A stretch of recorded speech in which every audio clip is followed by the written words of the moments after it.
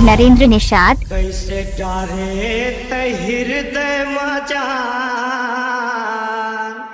झटक के ते कर दे कैसे मारे नैना के बाद करे जा चूर चूर होके वो कैसे मारे नैना के बाद करे जा चूर चूर होके वो तो करही विधि के विधान पता ना का कसूर होके वो तो करही विधि के विधान पता ना का कसूर होके वो। मिस्टर नरेंद्र निषाद।